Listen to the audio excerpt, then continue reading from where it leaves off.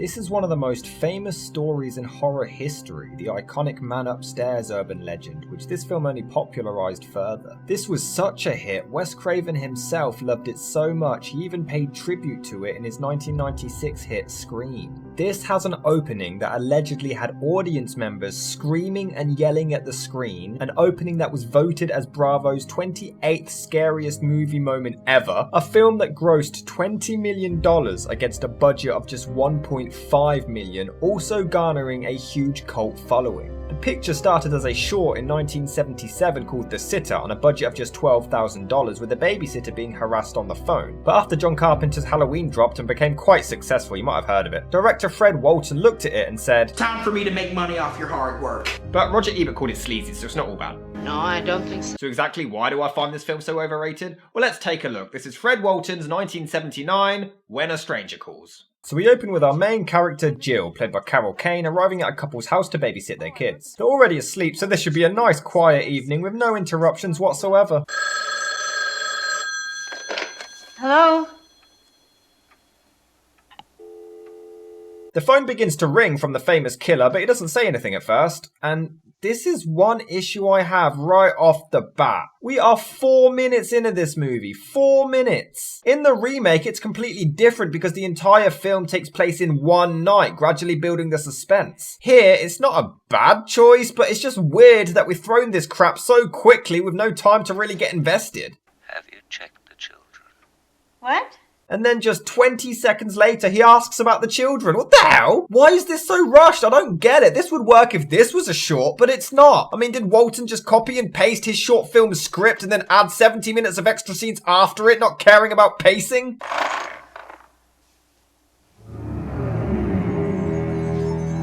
Oh no, you better be careful. It might be a goddamn ice machine. And it is. Wow, okay, so another film that Paranormal Activity ripped off. Awesome. We'll let you have the credit. The phone calls continue coming in and she gets a bit freaked out before saying screw it and getting plastered. I'll do the same thing. After a few more calls, she tries contacting the parents at the restaurant, but it turns out they've already left to go and see a movie. Preferably not this one. I couldn't agree with you more. She gets through to the police, but the cop claims they can't do anything because the caller isn't swearing or threatening her. But constant phone calls is harassment. Do your job, mate. Hello? Why haven't you checked the children? Okay, that's a bit creepy. I'll give credit where it's due. This is decent stuff and the music really helps it. She locks the front door before beginning to make her way upstairs before the phone rings again to interrupt.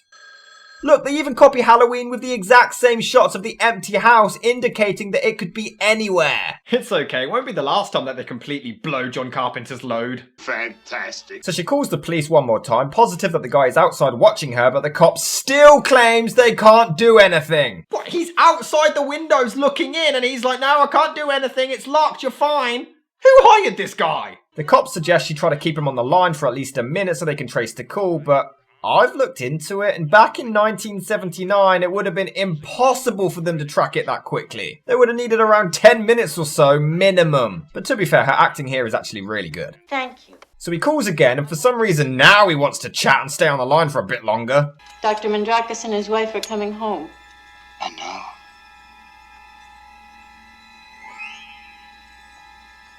Can you see me? Yes. Okay, that's creepy as well. What do you want?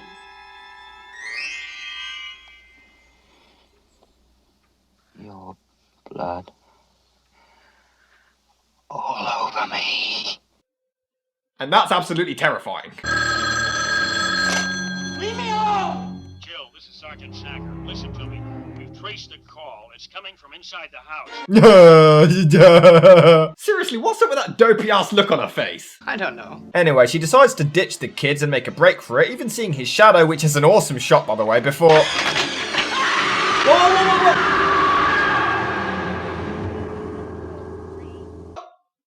What the? Chestnut at 918X. 1000 Chestnut at 918X. Are the parents here yet?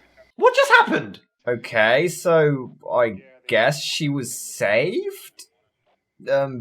Sure, I'll take it. It turns out the guy butchered the kids upstairs and they'd actually been dead for hours beforehand. Which means he killed them when the parents were still home. Yet the mum said, "Oh, the children are asleep upstairs. First door on your left at the top of the landing. Now they're both just getting over really bad colds, and I had a terrible time getting them to sleep, so please try not to wake them." implying they've only just been put to sleep, or whatever. We then cut to 7 years later. That's alright, then they've got even more Halloween films to rip off. He could be anywhere by now. I don't think so. Because he's a foreigner, he'll come back to the city.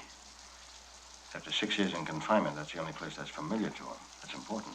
Yeah, a psychopath who escapes a mental asylum and then chases down babysitters. This is completely original. Look, I get being inspired by somebody's work, but this is downright stealing somebody's work. The opening is yours, fine, great, but why not extend that? Why add all of this bullshit that just screams John Carpenter? What's the matter with you? You really are crazy! Anyway, the officer John Clifford, played by Charles Durning, is shown some audio tapes of the killer who's known as Kurt Duncan, played by Tony Beckley. The thing is, he doesn't sound like a deranged serial killer.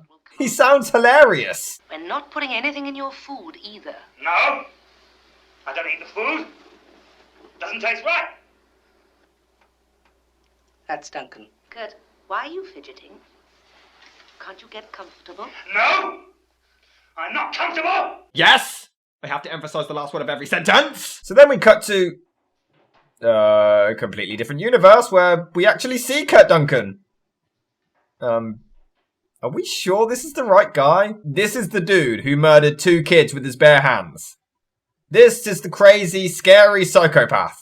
This is this film's equivalent of Michael Goddamn Myers. Now, to be fair, this actually is not the actor's fault. See, Tony Beckley was terminally ill with either a brain tumour or possibly even AIDS, which was still a relatively unknown disease at the time. It was inconclusive at the time of his death, but he was good friends with director Fred Walton, so he just refused to cast him. So this is why he looks very frail and not the least bit intimidating. He'd unfortunately passed away not long after the movie was finished on April the 19th, 1980 at the age of 50, but from a filmmaking point of view, there's nothing I can say that won't get me in trouble here.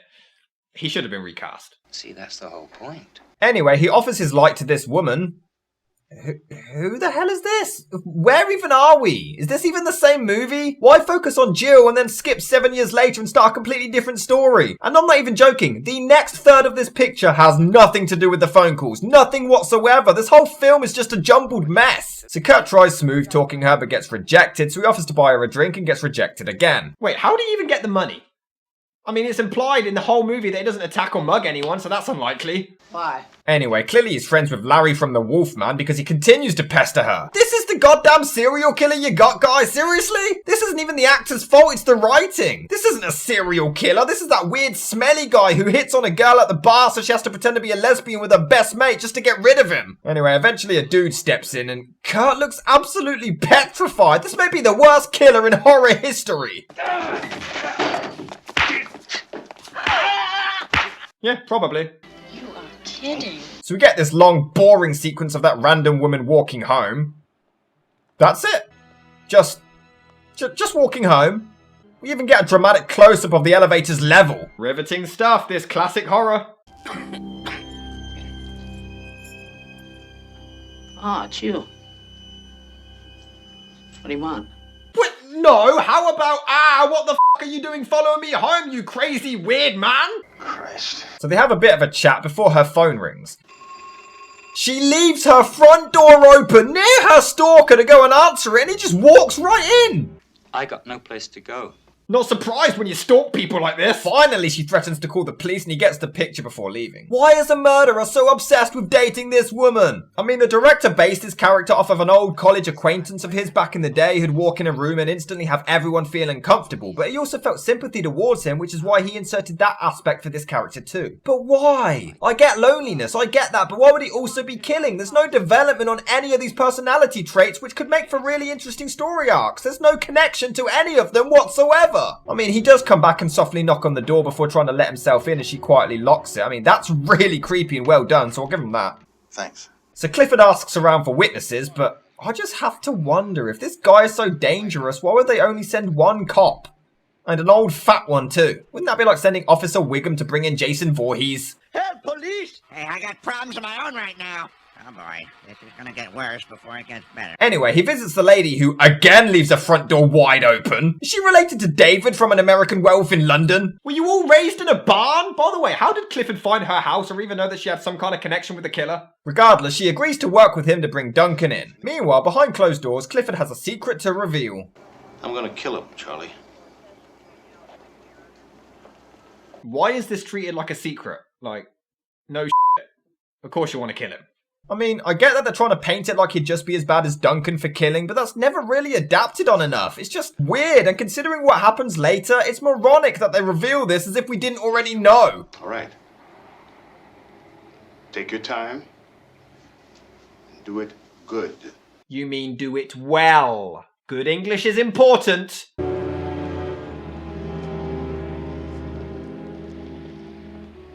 This is our antagonist, ladies and gentlemen. Begging for money on the streets. I mean, I get that he's homeless, but you don't see Michael Myers shopping for food. You don't see Leatherface going on a butchery course. There's certain things you don't need to show, as it will obviously ruin the entire perception of the killer. In fact, how the hell can't they find him? Just go out in the street. He's wandering around collecting money. Just walk outside and you'll find him, mate. Well, yes, of course. So we follow her home again with scary, intense music playing, trying to build some kind of suspense, but all Duncan wants to do is date her, so there's not really a whole lot of tension.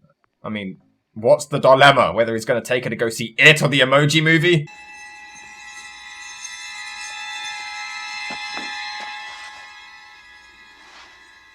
No luck. You see him? Well, if you were really that close behind her, you didn't have much of a chance. You literally came in the door like 2 seconds after her. But uh-oh, Cut Duncan is actually inside her apartment. How did he even get in? I mean, the door was locked when she got home and he doesn't have a key. Then again, she always leaves the door open. Oh, yes. He attacks her with his hand over her mouth, but then just asks her to be his friend. It doesn't even make any sense for him to suddenly be threatening. Earlier, all he wanted was a coffee. Now all of a sudden he's homicidal. This guy has more shifts in his character than the Big Show in the WWE. Oh my God, do you see the size of him? Anyway, she screams for help, allowing Clifford to rush back for the save, but he manages to give him the slip. After we get a nice metaphor for the movie in the form of a wrecking ball, Kurt checks into a homeless shelter and receives a blowjob from somebody crouching out of frame and has a nice cry. Why is he crying? I was able to follow the end to The Dark Knight stumbles more than this. I mean, he has flashbacks to his time in the asylum, but again, it's never really developed on further. This could actually be a really interesting and original film if it dove into the psyche of the killer, watching his mental state completely deteriorate as he began to feel remorse. But this director said, nope, that's what they'd be expecting us to do. So Clifford gets a tip from a homeless guy who points him in the direction of the shelter, where he starts checking people's faces and our killer is hiding under blankets, ladies and gentlemen.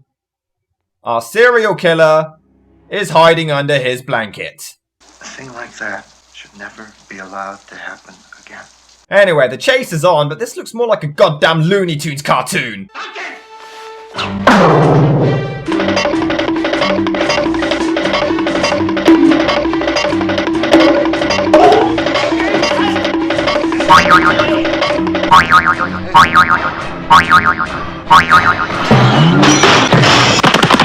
Anyway, after the cop broke the cheapest doors in existence off their hinges, we cut to Duncan, who's now sweating and crying in a dumpster. Don't ask me. Nobody can hear me. No one touches me. You know, it's actually come to my attention that this may be the most evil and sadistic movie ever made. No, I'm being dead serious. Think about it. They cast a man who unfortunately contracted a terminal disease, and they refused to let him get away from the movie, and then they forced him to star in the most abysmal piece of crap they could come up with the most illogic, pathetic character ever, possibly worsening his entire condition and mental state, making his last few moments on Earth completely unbearable. You are scum. I think an apology is in order. Anyway, we then cut back to Jill? What? Who? What the f***? You follow Jill at the start for 20 minutes, and then you just completely divert your story to another random woman for literally no reason, had no purpose to be over there, and then for the last, 15 minutes, you cut back to Jill again. Did you just mix up your screenplay? This is possibly the worst structured film I've ever seen. Is that the best you can do? So, Jill hasn't aged one bit in 7 years because I guess they couldn't afford makeup as she greets her kids. Crazy keep. If I should die before I wake, I pray the Lord my soul to take. God bless Mommy. Wait, was that Duncan? Was that supposed to be an explanation for what's about to happen? Hello, Mrs. Lockhart.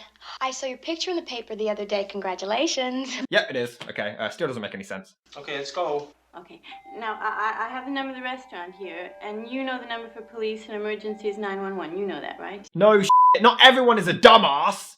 Not everyone wrote this film. Also, does her husband not look exactly like the dude from Halloween? Hopefully he'll have the same outcome. District sales manager. It's about time.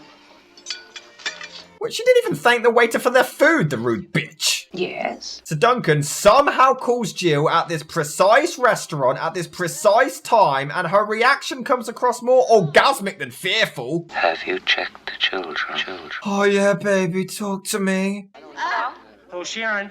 This is Mr. Lockhart. What's going on over there? Nothing's going on. Is everything all right? Yes, there's nothing going on. Everything's fine.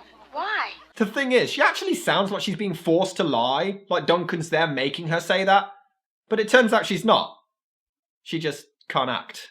Please do me a favor. Just tell me truthfully. When was the last time you checked my children? That's terrifying. She should be the killer. She sounds more terrifying than Duncan. Do you see what I mean? So they all rush home, but no one is there before the husband gets out his trusty shotgun and tries to sound intimidating. I'll keep it right here beside me all night long. You know I'm a light sleeper and a damn good shot.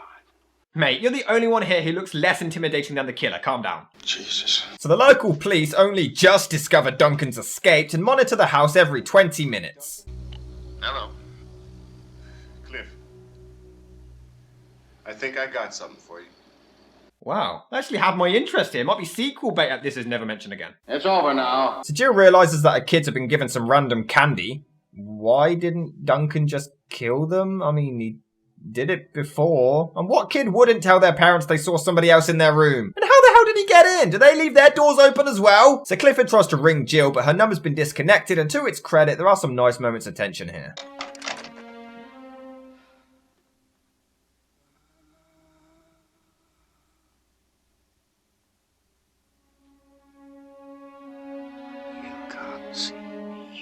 You can't see me. You can't see me. What are you playing, peekaboo? You can't see me. I can see you. Can you see me? But somehow Duncan is some kind of master ventriloquist because she's convinced that his voice is coming from the cupboard when whoop, he's right next to her on the bed. That might have been me in my sleep. I can tell the difference between you saying Katie from over there in the bed and something right here whispering distinctly. See, even Paranormal Activity has more logic than this. Yeah, I'm gonna take this seriously. Anyway, Clifford shows up and shoots him dead. They find her husband also killed. Why kill him and not the kids? And that's the end of the movie. Yeah, no explanation as to who Duncan was or why he was obsessed with Jill, why he harassed her and then got locked up for 7 years, escaped, harassed someone else and then specifically hunted Jill back down. She just cries, Clifford hugs her, she immediately stops crying for some reason, and then end credits. And that was When a Stranger Calls, and my god does this one suck!